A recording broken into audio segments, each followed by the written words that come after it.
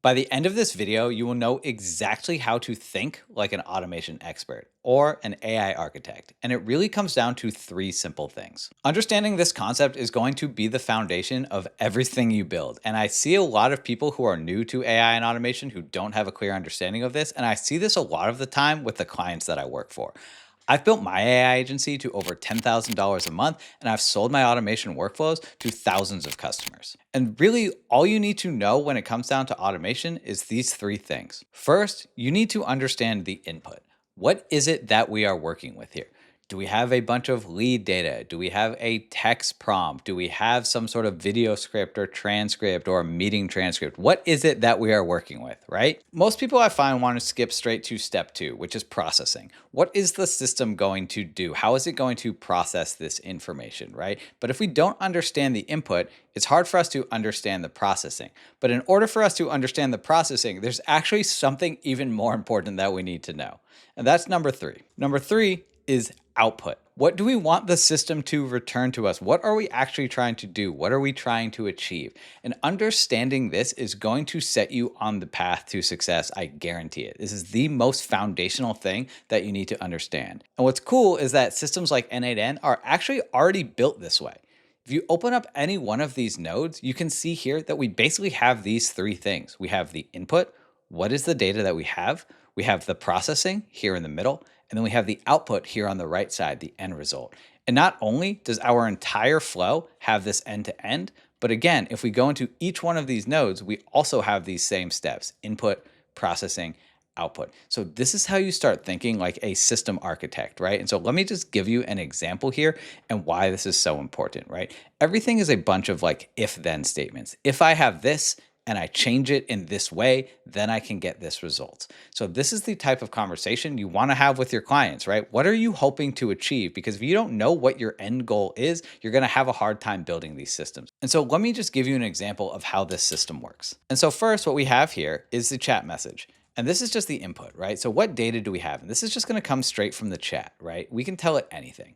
From here in the center, this goes over to the agent, which does the processing. So I'm going to go ahead and label this processing.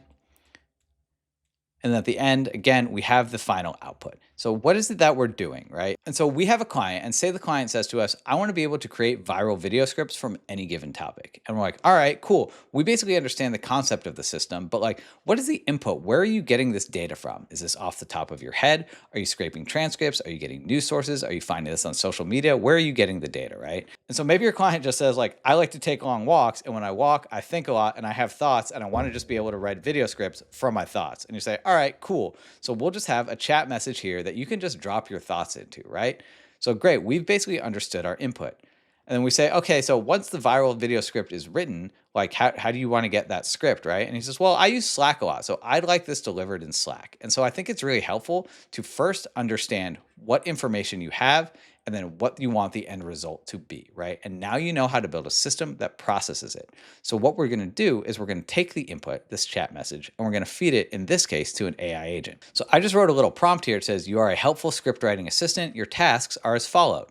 Identify first, what are the top 5 things the target audience wants to know about? And then this is the topic. And this here is going to be your incoming chat message. And then write a 30-second video script teaching this topic using the 5 insights above. Make it clear and energetic. Do not include any visual or audio direction, just the script. Super cool. And then from there, all we're doing is we're just passing the output from this over to Slack to send us a message in Slack. So this is super cool. I could say something like increasing the AOV for e-commerce, right? And so basically this is just increasing the average order value for e-commerce. And so we sent off the chat message. The AI agent is going to research or understand our question. It's going to first create those 5 key insights, and then it's going to send us a message in Slack. So if I come over to Slack, we can see here, I have this message. The top 5 things the target audience wants to know about increasing the average order value for e-commerce. What is AOV and why is it important? And here are the top 5 things. And then here is the 30-second video script. And so again, we have the input, we have the processing in the middle, and then we have the output delivered in Slack. And this is the basis for understanding automation in general. But what's cool about automation is this is just the beginning. So we start with the basics and you can grow from there, because now what you can do is you can take this message, right, that's coming from this AI agent, this video script, right? And now maybe you can break it into ideas for a thumbnail. Maybe you can break it into titles for the video, right? So now the output from this system actually becomes your input for the next system after that. And so basically, now that you understand these three things, the input, what information do you have, how you're going to process it, and the output, what final result you want,